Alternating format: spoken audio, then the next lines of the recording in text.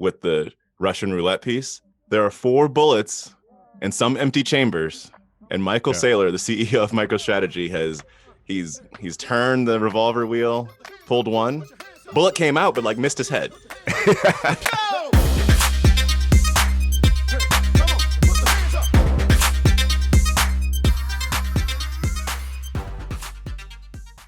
This podcast contains the arguably witty banter of 2 friends, Skippy and Doogles, that like to debate about investing. The content is intended to be entertaining and for informational purposes only, not investment advice. You should do your own research and consult a financial professional before using any of the information in this podcast, and especially before investing. We got a day today, Skippy. We've got a day today. Yeah, this episode might be 3 hours long. Buckle up. How's it going? It's good. It's good. This is a good week. An exhausting one, but a good one. Are things on the up and to the right in your world, relatively speaking? Yeah, I'd say so. I'm definitely blessed. It's so funny when we first kicked off the pod, I remember saying like, there's not enough to talk about week to week. Like there's just, that's the wrong structure. And there is so much financial news and interesting other like financial minutia this week. And there has been pretty much every week that I'm just shocked by it. When we were first talking, it was individual stocks, momentum, and value. In that world, there are always things we could talk about, but you start to get pretty esoteric. But if you start to expand it, gosh, sorry for my French.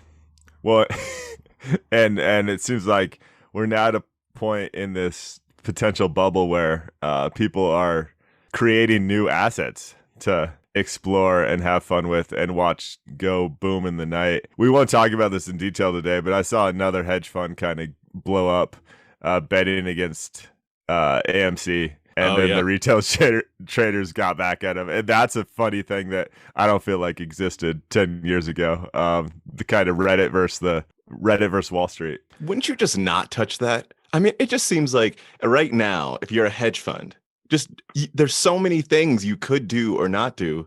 Why would you bet against AMC? It does like it's. I would if I was an LP. I think that's got negligence written all over it. Like I'd be like, that is just silly. Egos, man. My view. Egos. The Eagles? Like, yeah. Be a good band. So we talked about it a while back, and I think we got to bring it forward because you were hot when we talked Biden's tax initiative on if he was going to get agreement in the global community. Did that happen this week? It seems like they're going on a path. I mean, they at least they met over a couple days and got a handshake going on, and so the G7 is effectively said, we're good with doing something that's at a minimum of 15% global tax rate. Specifically, I think they're tying it to the largest and most profitable companies in the world. What that means, we don't know, because they're also trying to, like, at least Yellen specifically is trying to get Amazon in there, which is large, but not all that profitable. And so I don't know how they're going to end up defining it, but it seems like that's where the landing. Still a bunch of negotiations, right? And Congress has to, at least in the U.S., Congress has to say okay too. I mean, can I just rant on this a little bit? I have seen like 45 pictures of the G7, and they all have like 11 people in them, and that is confusing to me. What's going on with that? They're all spaced 6 feet apart. Like one is with the Queen. Why did they give the Queen of England? Like, why did she get to take a picture with the G7? I mean, it's mostly because they did it. The meeting was in England.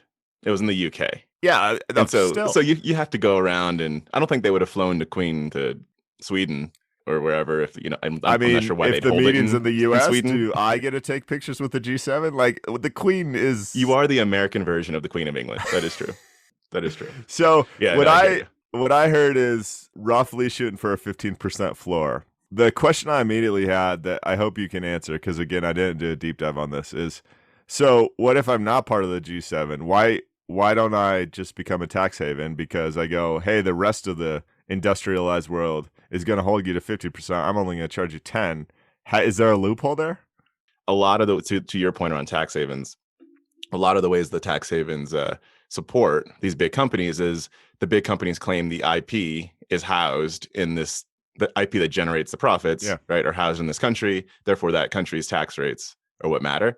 And so that I think that's going to end up being what they target, is saying, for example, something like if your headquarters, like your global headquarters is in the US, then this applies to you. like things like that, so that you can't say Ireland is where, Microsoft's IP that generates the Windows profit in Europe is located. I think that's kind of what they're after. You mentioned Ireland before. I just mentioned it right now, but Yeah. one quote I did see from Ireland, from the Irish finance minister, was like, "Don't forget about the small people." Like that was the that was all. There was no detail behind it. It's just that. It's like, why would you put, like, it's all G7? Like, it was like, what does the French minister say? What is the, and then it goes, and the Irish finance minister says, "Don't forget about us." It was like the end of Breakfast Club. It sounds like the author missed a little, because that is an important thing. There's a lot of U.S. tax havens in Ireland. Ireland's a very desirable place for a lot of reasons, with taxes being one of those. And so I think we'll follow up as more news trickles in with formal agreements on this. But it's interesting and good, potentially good, that there's a little more consistency here. I like it. I agree. I think your question is one that many articles should actually be written about, and there should be more about Ireland, as opposed to just saying like what feels like kind of a throwaway, disrespectful quote thrown at the end of an article that you wrote. Yeah, right now, I mean, Germany doesn't have a super low tax rate, nor does England, nor does the rest of the G7. Yet Apple is funneling billions and billions of profits through Ireland to only pay 10 or 12%. So how does this agreement change that? We'll follow up. Doogles, that actually reminds me, I was thinking about borrowing $400 million. If you borrowed $400 million, what might you do with it? Well, there's only one thing to do with it. You buy more Bitcoin. I want to hold. So, yeah, you hold strong, you buy more. Diamond Before hands? we get into this, so you're referencing what Microstrategy is doing, which we talked about a few episodes back. The Microstrategy has said, historically, we have been an analytics company. Now we are becoming a Bitcoin/analytics company. So they just started buying so much Bitcoin. Before I'm going to drop another quote there. Before we do that, can you do me the favor of allowing your ears to hear this beautiful siren song that the Microstrategy CEO came out with? This was actually a couple months back, but it's still so wonderful. You ready for this? If I told you I know how it all ends, right? Once you know how it all ends, that the only use of time is, how do I buy more Bitcoin? But take all your money, buy Bitcoin, then take all your time, figure out how to borrow more money to buy more Bitcoin, then take all your time and figure out what you can sell to buy Bitcoin.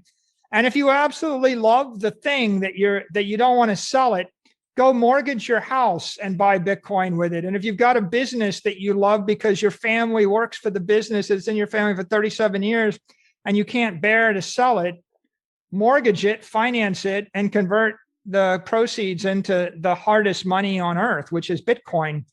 Can we talk about that? So, oh, wow. He's more over the deep end than I realized. So to add to this and to try and close the loop, for the longest time, MicroStrategy, again, this analytics company, or what started as an analytics company, has just been taking profits and cash on hand to buy Bitcoin. This week, they did a $400 million borrowing of junk bonds at 6.5%. For those who don't know, that's a very high rate in the current environment. That's why it's considered a junk bond. The reason it's considered a junk bond, I mean, I can't believe they got 6.5%, but who in their right mind is... Who's on the other side of that trade, first of all, Douglas? Like, who says, hey, I have $400 million laying around. Let's give it a MicroStrategy. I know they're going to buy Bitcoin with it, and I'm only going to buy them 6.5%. Like, if Bitcoin goes up, they have no problem repaying that. If Bitcoin goes down, they're bankrupt. Like, I don't get that side of it. But this is crazy, man. Regardless of, let's pretend he's not talking about Bitcoin, because I understand the merits of the Bitcoin investment in many people's eyes. And I understand how you can create a logical argument for it. Let's say this is any asset. Let's say this is one of Douglas' favorite stocks, like Pool Corporation. Let's say it's gold, which a lot of people say Bitcoin is digital gold. Let's say it's real estate. That lack of diversification, it's really unfortunate. It's irresponsible. It is. And I mean, the irresponsibility is in basically the action they took at the same time as doing this was writing off or writing down the value of their previous Bitcoin holdings. because Bitcoin has dropped or less, right? So it's to take your example. If I hopped on here and I said, Skippy, pool, going to the moon, you got to get into the pool. And you're like, oh, well, let me take a look. And I said, just FYI, I had to write down my last investment in pool by 70%. Now, will you be willing to buy the debt that I'm going to issue so I can buy more of it? You would get in your car and come down here and have an intervention.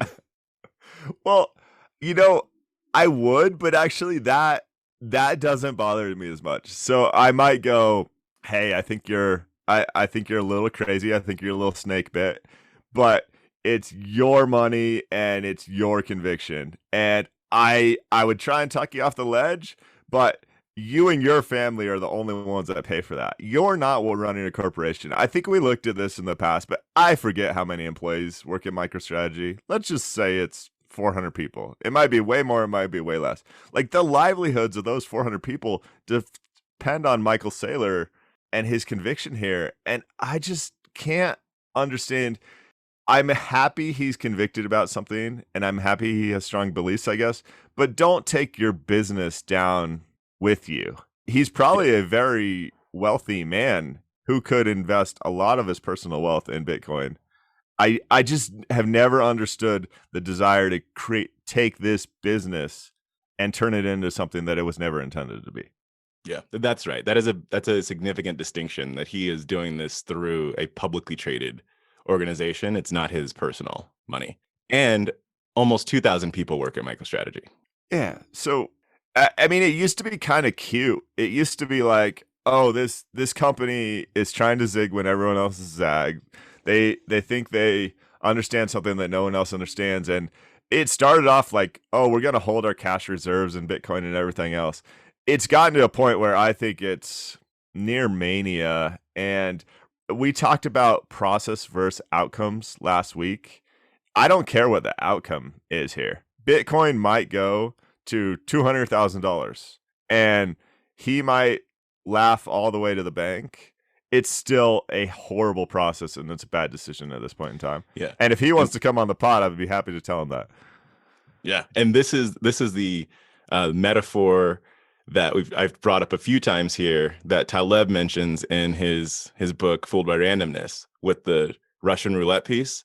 There are 4 bullets and some empty chambers, and Michael Saylor, the CEO of MicroStrategy, he's turned the revolver wheel, pulled one, bullet came out but like missed his head. And he said, hold on, let me try that again.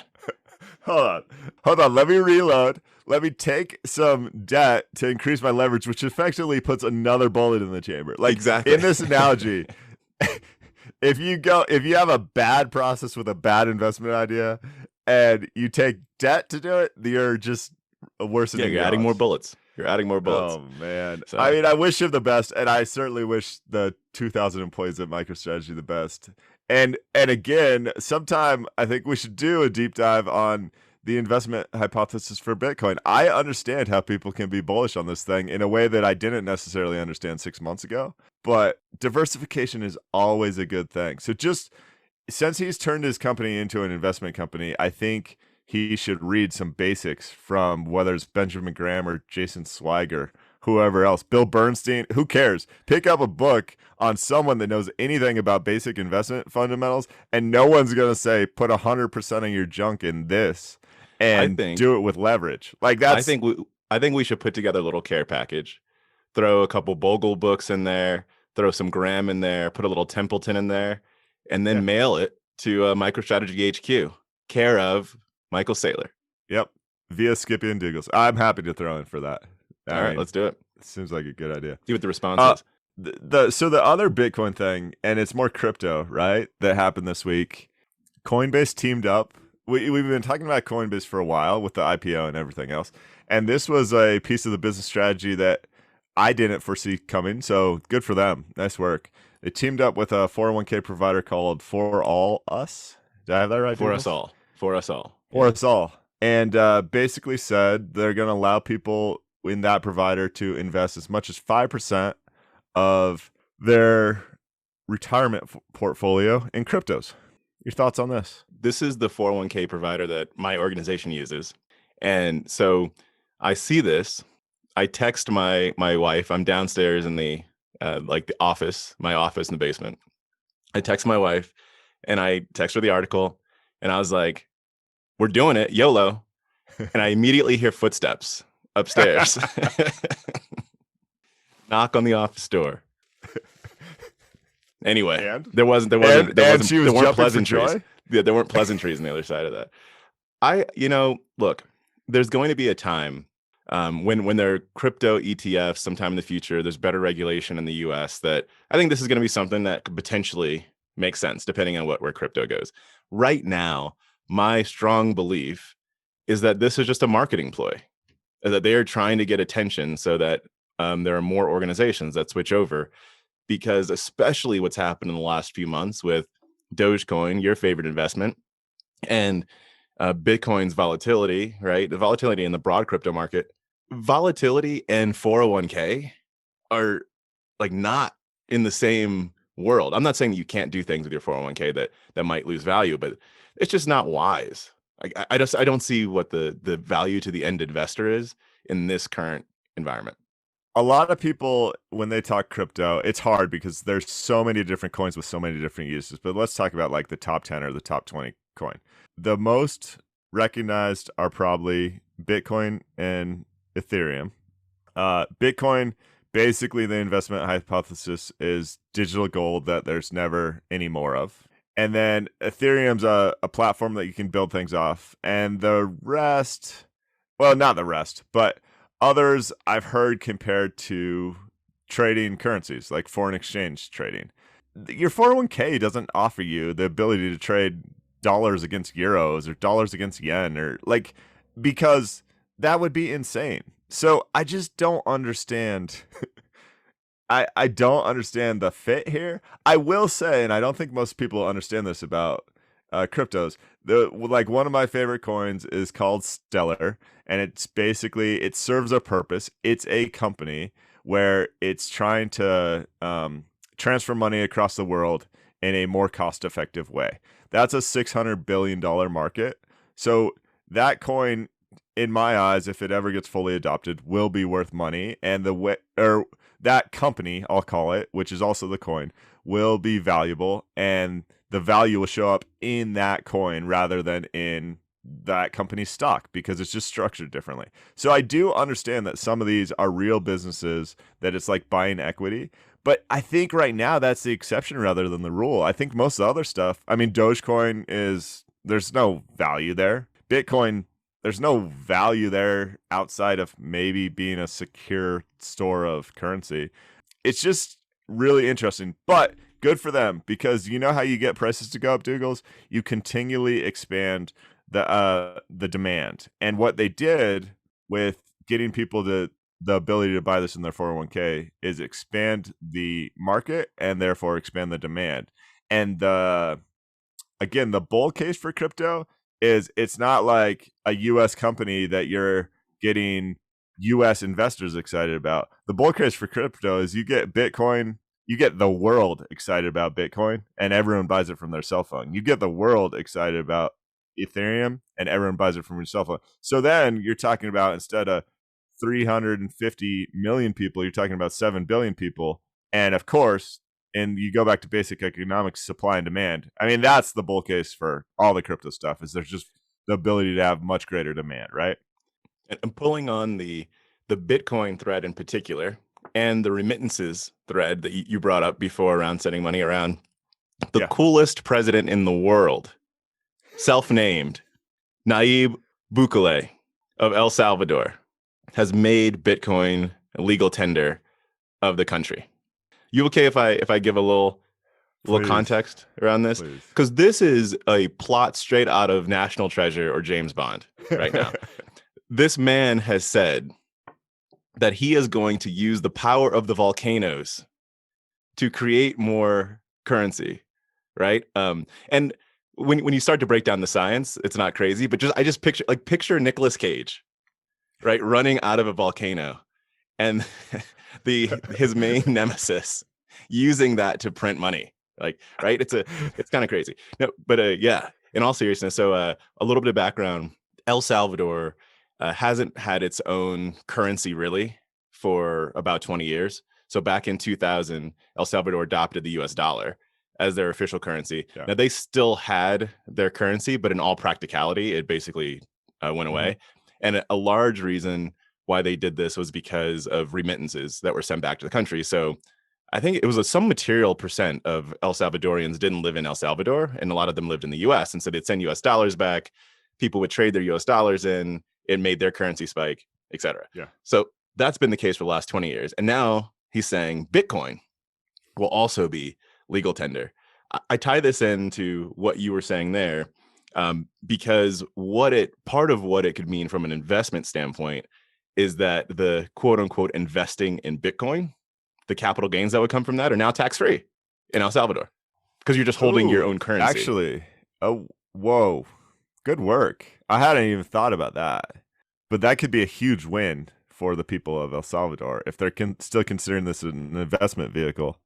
Why does Bitcoin suck as legal tender? I'm not saying it always will, but right now it's really expensive to trade. The mining fees are high. It's very volatile and it's very slow. So El Salvador is in a unique, the background you gave there enlightens why it's in a unique perspective and why this might not be super crazy. But are people buying their coffee with Bitcoin ever? I'm not really sure that they are. I think you're kind of like, when you make Bitcoin legal tender in your country, I think you're kind of telling businesses that now they have to accept it, right? So you definitely are doing that. The thing I didn't see answered, and I know this came together very quickly, is like, who's responsible for paying the miner fee? It has to be the purchaser, right? So if I buy my $5 cup of coffee and that cost me $20 in mining fees, I would be responsible to pay $25, I assume, worth of Bitcoin for the coffee shop to receive $5. That's got to be how it works, right? I don't know, but I don't know exactly how it's working on the back end, but the fact that they're setting up, I can't remember what they're calling it, but they're setting up like a Bitcoin trust of some sort at the government level in El Salvador, and they're using the power of the Kraken in the volcanoes, right, to mine. And so I don't know if the government is subsidizing some of the mining. I don't know how they're gonna. I'm not exactly sure how they're gonna make this work. I don't know. Yeah, well, another thing you could do. Sorry to interrupt. They could buy a significant amount, and then they could basically keep their own public ledger without paying the mining fees. Like, say, El Salvador owns 100 Bitcoins, and we keep track of how they get exchanges and who's the current ownership of that. I'll tell you my favorite Bitcoin investment hypothesis right now. If the thing tanks, I'm certainly buying 3 Bitcoins so I can have a surf lodge on the beach in El Salvador, because that's another thing he said. He said anyone that holds more than 3 Bitcoin, current value somewhere around, 100K, gets free citizenship to El Salvador. That's amazing. That's super, super cool. Is it free if it costs $100,000? Well, it's effectively free if you bought Bitcoin 11 years back. Yeah, that's true. The beauty of Bitcoin, though, right, is that it's untraceable. All right, let me read this headline. You didn't think this, right? The New York Times, okay, not quite as reputable as the Wall Street Journal when it comes to financial news, has an article. The title is actually "Pipeline Investigation Upends the Idea That Bitcoin is Untraceable." Who thought Bitcoin was untraceable? Anybody? Most people don't know what Bitcoin really is in the end. So I'm sure that there are probably many people that thought that anonymity is synonymous with untraceable. Yeah, but for those who don't know, the whole idea behind a blockchain is it's a public ledger. Public, traceable. So this is interesting, though. This goes back to a gas pipeline on the East Coast. 3 weeks ago or so, everyone's hollering about they can't get gas, and there's people lining up for gas. There were people filling plastic bags with gasoline, which is the worst idea ever. And this gas pipeline supplier was hacked, I think, by a firm in Russia, or some bad guys in Russia. And they paid $4.4 million, current value at the time, in Bitcoin as a ransom to get their software back online so they could operate their pipeline, right?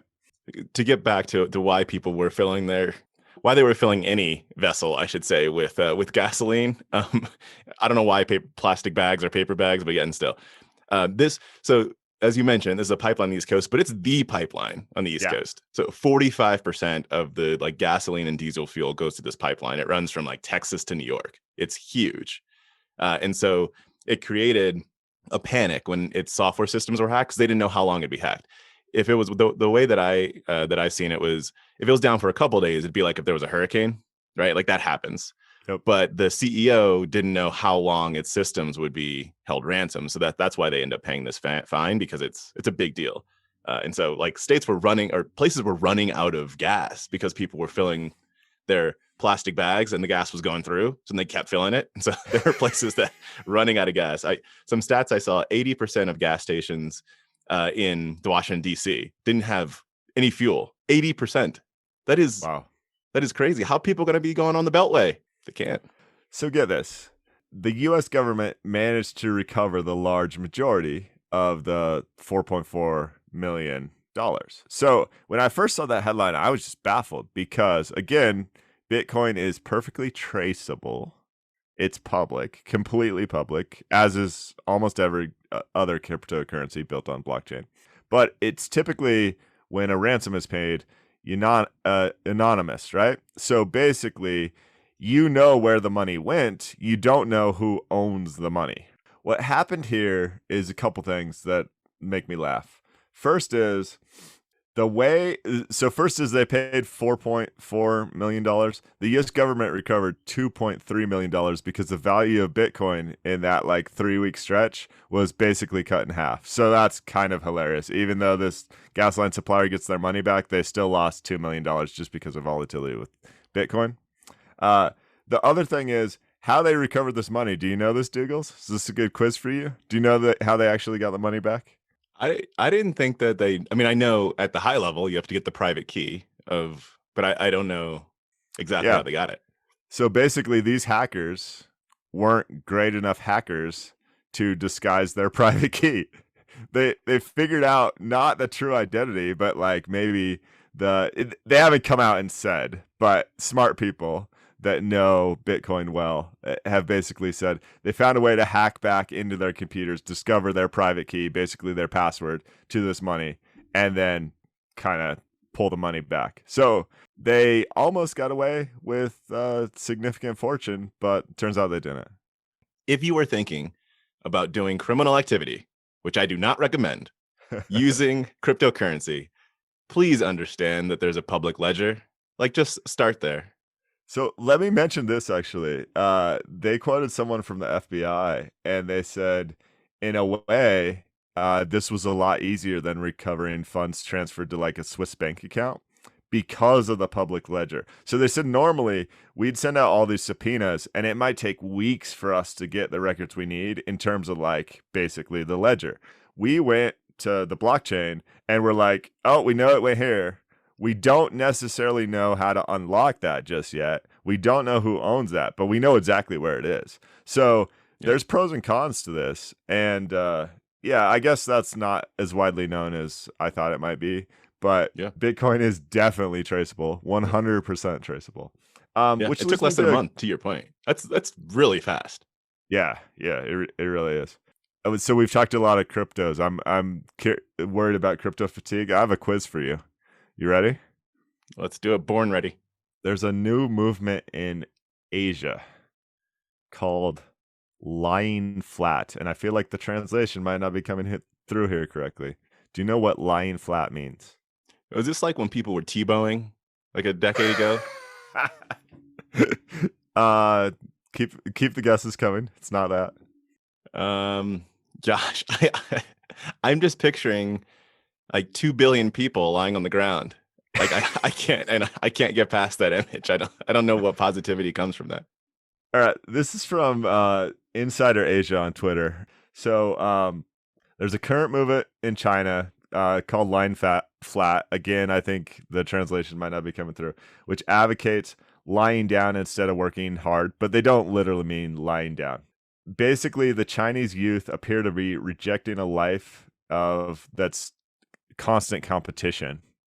And so the typical Chinese work culture is a 9-9-6 culture. What that means is people working 12 hours a day from 9 a.m. to 9 p.m. 6 days a week. Significant, right? Sounds about right. Lifestyle strongly championed by Jack Ma, friend of the podcast, right?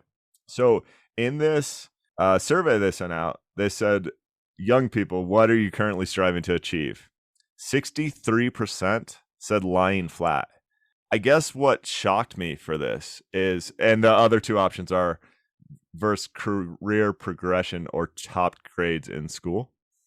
What shocks me here is I always really like personally struggle with work-life balance, time with family, time, like just the balance of everything for a happy and healthy life. And it seems clear to me that the way with the blessings I have and like the way I was raised, I don't necessarily desire to work 12 hours a day, 6 days a week with a long commute and everything else. Like, what do you think about seeing that kind of rebellion, I'll call it, in Asia? And what might that mean for future culture? Well, it's not surprising. If you look at what the newer generations, even in the U.S., like what they're talking about in relation to what they believe work should do or not do for them, the lying flat phrase, like I hadn't seen in this country, but it's generally about something bigger than yourself. Is what if you're going to strive for something, it's about a greater good. It's just a generally culturally is what comes out. So if lying flat does translate, I don't mean language translation, but like manifest itself in I want to sit on my couch and watch Netflix and chill. That's one thing. But then the other is if it's not just about working for the sake of the prize, meaning monetary, financial gain, that's not surprising.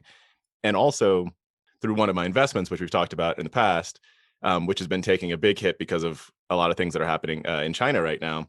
I know through researching there that there's a big, I wouldn't have called it a movement before, but now you've got that word in my mind. But I know the Chinese government has at least come out and said a lot that they want, and this might be because they're trying to appeal partially to this population, but they want a lot of the pressure on Chinese education to be taken back, right? They feel like there's too much pressure on getting good grades, too much pressure on career progression. And so they're doing things like saying that weekend tutoring, after school tutoring, the predatory practices need to stop. The weekend tutoring sessions need to stop, a lot of that. And it feels like that might be tied in, right, to this broader cultural movement. I think you hit on it first and foremost. Like, I'm not opposed to working 72 hours a week, which is what the standard Chinese work week is. If it's something that you're engaged in, that something that you wholeheartedly believe in with your soul. I don't think the large majority of these people feel like that's the endeavor they're given, right? I don't know if it is anything or not, but it caught my interest this week, and it's something I'd like to learn more about. And yeah, maybe that rebellion is happening all over the world. I know our younger employees definitely have a different vibe, and I tend to embrace it. I kind of like that they are striving for more. They're certainly not like my parents' generation of showing up, being happy, regardless of what they're told to do, and just being so thankful for a paycheck. Like there's more of a balance between work and rewards and life. Let's see how this plays out. I think it's probably a necessary pushback. Yeah, definitely. So to switch gears slightly, Doogles, did you hear the quote from the BlackRock CEO this week? Spit on it. He said, "Oh, I'm so happy. I just bought my 800,000th dream home." That's another quote that when you hear from me, can you please drive down here? And and I butchered that. I saw the joke online. And I don't think it was exactly that. So what we're talking about here is not necessarily BlackRock. There's a lot of big investment firms that, tell me if I got this right, Doogles. The way I'm interpreting this, basically it's a low yield world. There's tons of capital available, and there's no place to put that capital. And so people are getting creative, and they seem to be getting creative by buying what I'd call your typical American suburban home. So the article that came out, let me just confirm so we can give credit here, in the Wall Street Journal, talks about BlackRock specifically. BlackRock is an investment firm buying basically every single family home they can find, and paying as much as 50% over asking price. Thoughts on this? I have a lot of thoughts, but the details of this matter so much, right? Because there's one train of thought that says, how is anyone else going to be able to afford a home if you have corporations that are coming in and buying over 50% or over asking, right? That's the first thought. If they're buying every home, that makes it pretty hard for other people to buy. I'd want to dive into the detail to figure out, is that exactly what's happening, or what's going on? Yeah, so I don't think it's every home. I mean, I think there's some hyperbole here. Here's what I'll say. To me, this entire story just screams unintended consequences. Like, yes. No one in the Fed. It's really hard to isolate a single root cause here. I think there's 1,000 things coming together, but no one intended this to happen. Not even the investment firms that are buying these things. They just don't have anywhere else that they can sell to their board or their senior leadership as a good investment. Let me give you a few stats as we talk about this. And so first off, let's talk about the total value of U.S. rental homes. In call it 2007, the total value of all U.S. rental homes was about $2.5 trillion. Oh, okay. In like 2011, it bottomed out at about like 2.2 trillion. Today, it's at $4.5 trillion. Whoa.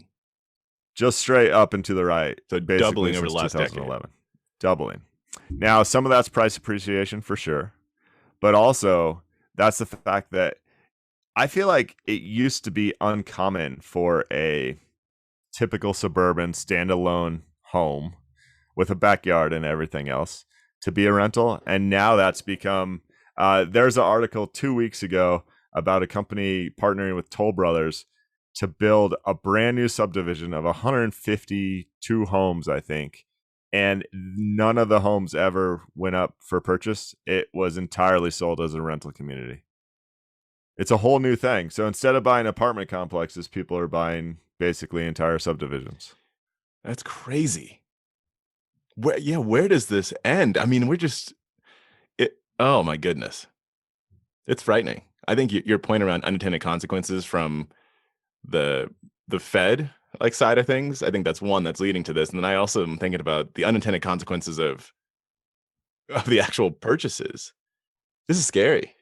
Yeah. So I don't know where this goes or how it blows up. I mean, it's always natural for me to think that when too much money floods into one specific area, that eventually creates a bubble, and that bubble eventually pops.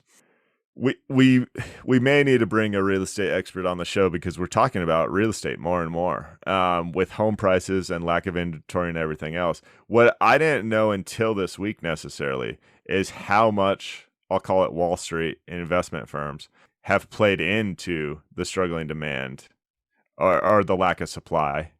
I just wasn't aware of that. My head goes to the macro picture. Like you brought the real estate point, but was it last week, the week before? I can't quite remember. But in just thinking about how the Fed right now is saying that what we're seeing in inflation is most likely temporary, right? Nothing to see here. Don't look at the man behind the curtain. And then stuff like this.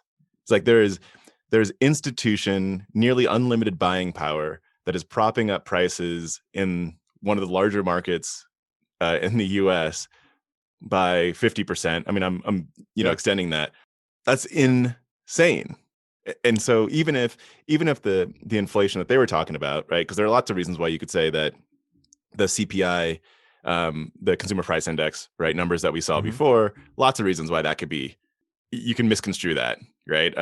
But then this is the continuation of it. And all of the supply shocks that we're seeing that are leading to price increases, institutional money coming in with basically free dollars that are propping up prices. And I'd want to talk to an economist. Let's continue to talk about unintended consequences. We want greater participation in the equity markets. That's like the Skippy and Doogles thing. We want people out increasing their wealth. You know how your average American increases, you know where the majority of their wealth lies? In home ownership. If you're making homes more expensive or not even available at all, you are 20 years from now, you have a lot more people who don't know anything about investing, but knew that it seemed to make sense to own a home, that don't get to ride that wave of appreciation of home sales. That's a bad thing in my eyes. The other thing that's off quoted is a home sale creates like so much money for the economy, because what you do when you buy a home is then you go to Home Depot and you buy a bunch of stuff for your home, and then you hire contractors who work on your home and everything else. In this rental world, I don't think you get the same economic benefit that you would from a home sale. Now, I'm not saying that contractors don't fix the rental homes 10 years down the line and everything else, but I don't think a renter, even if it's a single family home, spends necessarily like the same amount of economic benefit fixing that up and making it their own. I could be completely wrong in that speculation, but I wonder. It's logical. I think your train of thought's logical. We'll have to see. Yeah. It's hard to imagine this movie ending well, but I still got the popcorn. But this one, I mean, how does this one end? Oh, Skippy. Man, I tell you, 1 year from today, it's going to be a thing. Like this, it's where someone's rolling the snowball up the hill, and we don't know when it's going to start to go downhill, but it's escalating real quickly. Like we're at the government level, we're getting to a point where the Fed, the double-headed Fed that we have in Yellen and Powell, they can't be sleeping. Like that's all I got to say, because you're thinking about inflation and interest rates all the time, and now you're bringing in global taxes. Your president's trying to, run around with the Black American Express card. Like you just don't sleep. So you're calling your shot here. 1 year from now, I think 1 year from I'm saying 1 year from now, our conversation is going to be like freaking fascinating, because I think we're going to start to see where we're different parts of the movie. It may not be when things are to go down, but some of this has got to come to a head. I mean, we're already seeing hedge funds blow up from this. I think we're going to start seeing some additional bankruptcies, most likely toward the end of this year, first half of next year. It's hard for me to imagine the Fed isn't talking about raising interest rates. Right? So I think we're gonna see something. Yeah, I mean the counterbalance is personal and corporate balance sheets in most cases still have like more cash on hand than they've had in the past 20, 30 years. So people should be a little more resilient to the coming storm. I don't know where the cracks are. I think there's a bunch of cracks. I don't know which ones actually turn into like significant problems. Yeah, agreed. It's the cash that folks have on hand. Absolutely, that's true. And there's this. It could be more than a trifecta, but I'll bring in the trifecta just from my point of view, from a cash not being worth as much from an inflation standpoint. You actually not having that cash because now you've decided to invest it in places that might blow up to your write down point, and interest rates going up, meaning that your cost of servicing that debt that you took out is up. Any one of those things could create a bad situation. If all three of those things end up coming into play, we'll see. And we got to get real creative. Not we, you and I will be fine, most likely, right? Yeah. Because we're not buying homes at 50% above asking. I didn't, just to be clear. Yeah, you tried to, but yeah, I know they wouldn't let me. Your Pixar movie got it covered. I mean, I now hold a timber company, so I'm sure certainly you have some pay on the way down. All right, so when the housing thing busts, I'm gonna feel that pain for sure. So there's this ProPublica article. It's called "The Secret IRS Files." Trove of never-before-seen records reveal how the wealthiest avoid income tax. So who they steal these records from, Doogles? I don't know where these were not. I'm not going to say that they weren't legally obtained, but they were obtained against the will of the individuals Okay. right? Or at least not with the will of the individuals. But it looks at they're the 25 richest people in the US. So you've got people like Zuckerberg, Warren Buffett, Jeff Bezos, etc. And they're looking at their tax returns, and I don't know if it's the same for all of them, but going back to like 2006. So it's about 15 years of returns, and looking at how much tax they paid by year. You I could not, I didn't see this. They could see the different line items. So what their actual reported income is, what their investment income was, et cetera. Right. So they have your tax returns. And what the article, the title is to me, it was a bit misleading, but I can understand how this might be the perception of some. But when I look at a phrase like avoid income tax, it makes me think creating tax havens in the Canary Islands. Yeah. And right, mostly what this was saying was that the wealth that was created by these individuals was not taxed. And so meaning, right, like Warren Buffett, do you know how much Warren Buffett gets paid annually? Technically, he gets 100K, but like last year, his total income reported was 125 million. The main point here is it's looking at what the valuation of whatever stock that they're holding, like what's happened there, and then assessing what their true tax rate should have been and what their actual tax rate was. And to me, that's, I don't know, it's misleading, I think, in a lot of ways. Now, there are parts of the article that go into it from a different angle. The reason just to clarify my view is because if you say that Amazon stock doubles in a year, and you're like, so therefore Jeff Bezos should have paid whatever that amount, I'm making up a number here, but like $30 billion times 38%, right? Then that's, you're basically saying that we believe that we should tax based on assets held. And you could extrapolate that. You can go beyond stock, right? Which is not the tax code. I'll hold my rant for a second, but that's not how we said we were going to tax people. So exactly. And exactly. And so I'll give a couple stats from the article here. Well, first a quote. This quote, this kind of gets back to what you were talking about around Bitcoin and the myth around traceability. Right. Here's another myth that's stated here that I was like, was that a belief? The quote is, "It demolishes the cornerstone myth of the American tax system that everyone pays their fair share and the richest Americans pay the most." It's like, who believed that? Like, isn't the whole, I think everyone says no one, like the fair share isn't paid by the rich. Like, I don't think that was ever really a thing. On that specifically, you can pull whatever stats you want to make your argument there. I don't know the exact stats, but the top 1% or the top 10% do pay like 70% of all the gross dollar taxes that show up in the books. So in a way, yes, they do pay their fair share. And it depends on your perspective and your frame of mind. Absolutely.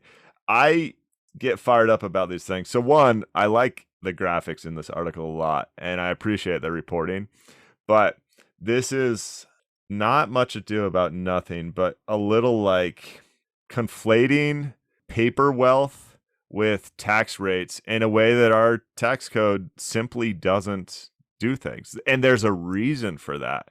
If you own a business, and let's say it's a private business because it's an easier case to understand, and you get 5 more clients one year and your revenues double, like we likely know that business is worth more money than it used to be, but we don't have a true specific value assigned to that. So we don't go to the owner of that business and go, hey, it looks like you got a bunch of new clients and it looks like your future prospects are great. Give us a whole bunch of tax money.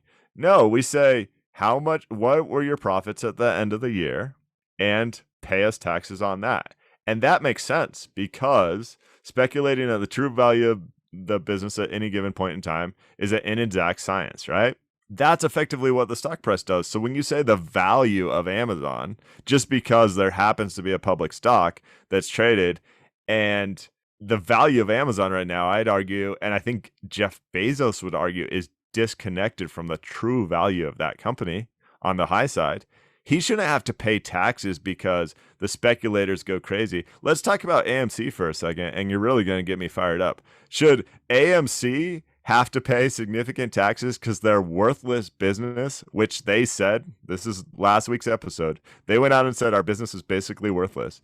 Should they have to pay taxes because some speculators on Reddit decided to buy a bunch of their company? Yep. And so the value that's assigned to their company in the stock market is not the true value of their company. And plus, the value of your company is a discounted cash flow over the next 20, 30 years.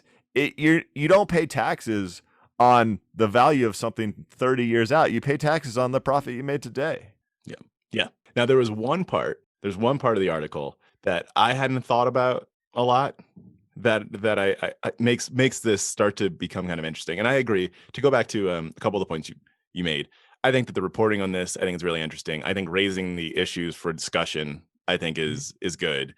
From a takeaway perspective, the piece that I hadn't thought about a lot, when taxation does happen is when something's sold. That's when taxation happens, because that's dollars coming in your pocket. The avoidance of the selling is something I hadn't thought about. Like people borrowing against the collateral of their stock to then take on debt, and they use that to fund their lives. And so therefore the tax is avoided, but you're effectively still spending the same money that you're earning. That's the part that I was like, oh, I actually hadn't thought about that before. And I think is kind of interesting. Now, what you do with that from a tax perspective starts to get real messy, but I was like, oh, I actually hadn't thought about that. Because in my mind, it was like, you're not spending the money yet. I'm smiling because that's a well-known tax haven. So if I have a business worth $100 billion and I want $1 billion right now, if I take debt for $1 billion against my business, and it's Amazon, I'm probably going to get a really awesome rate. I'm not claiming that Bezos did this, but just for example's sake, then I'm going to get some tax benefits on that debt that I took out because the interest is tax-free and everything else. So yes, is that the smart thing to do? Absolutely. Does that mean, like, even the people mentioned in this article, I don't want to talk about any of their personal character, but hypothetically, that doesn't mean they're terrible people. That just means that the tax code doesn't have a great way to account for this. I mean, and it's what they try and call out Buffett and Soros, I think in particular, for saying, like, they claim that they're down with wealthy people paying taxes, but they're not paying taxes. And yeah, what Soros and Buffett said, and even in response to inquiries that came through the article, is they said, basically, if you change the tax system, we are willing to pay more tax. Yeah. However, we are paying the taxes according to what the tax system says, right? And people can argue, you can argue against that, but I think you're exactly right. Just one thing, I think Buffett at one point even came out with like a proposal that said, like, this is how you tax people. Yeah. Like, yeah. So it's not as if he's fully supportive of this, but he's also not an idiot. He's one of the best business minds in the world. And he's one of the best business minds in the world by understanding how to make money. You think he's just going to, like, write a check for $5 billion to the government for no reason at all? No, like, he's always about optimizing his cash flows. Why would he not do that in the tax game? Exactly. My favorite response to the inquiries was from Elon Musk. So Musk responded to an initial inquiry with a lone punctuation mark, a question mark. He's an interesting guy. That's another great example, though. So Tesla, let's just talk about Tesla. Tesla's growing like crazy, eating all sorts of cash. And so far, the stock market has rewarded that with a higher share price. Could you imagine if the U.S. government said, oh, you're now one of the richest people in the world, pay us this ridiculous tax based on a value of your company that's not fundamentally tied, when his company is in growth mode and they need every last dime to put into production? Do you know how much that hamstrings Tesla as a company? They couldn't grow. Yeah. It can't work that way. People need to understand that these paper dollar calculations are not necessarily someone's true wealth from a tax perspective. I understand that they could theoretically sell their equity shares for cash at that point in time, but that's not really how it works. And if they chose to do that, they would be taxed on that. If Musk sold all his Tesla stock tomorrow, his tax bill would be hefty. He's not doing that. And he actually couldn't do that either. True. Yeah. True. Hey, you want to wrap up with one last quiz for you? Let's do it. All right. So I'm going to tell you a country.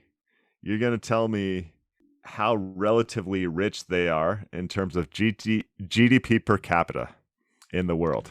When you All say right? relatively, what's the benchmark? Like relative to what? So it's basically all countries ranked.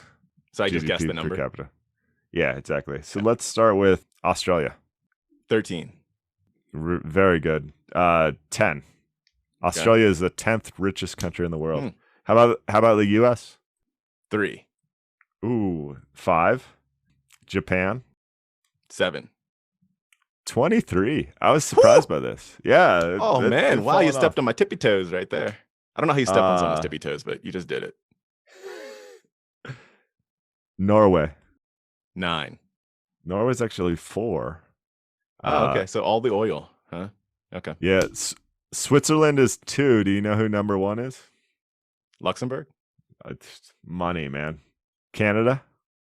We're 5. I'm gonna go with my Norway guess. 9. Canada's 18. A little lower than Okay. I expected. There are So, definitely some countries that are up in that place that I wouldn't have expected to be like top 10. Yeah, exactly. This is IMF data. Top 25 richest countries. Is there any country you're curious about that we should wrap with? Or should we call What it about Monaco? Are you looking at this data? It says No. there's a note at the bottom that says the IMF did not have data for Monaco, the smallest country, and likely would be the richest in totality, with the World Bank reporting their GDP per capita of 185K. Like, you're looking at end this, it there. right? No, Are I'm you not, cheating? I'm guessing on footnotes. Gosh. No. Excellent All right, work. Cool. That's cool, man. Yeah. Hey, hope you enjoyed this show. Sorry so much crypto talk today. Hit us up on Twitter at Skippy Doogles, on Gmail, skippydoogles@gmail.com, and keep the feedback coming. Hope you enjoy the pod. And don't forget to subscribe or follow, depending on what service you use. Peace.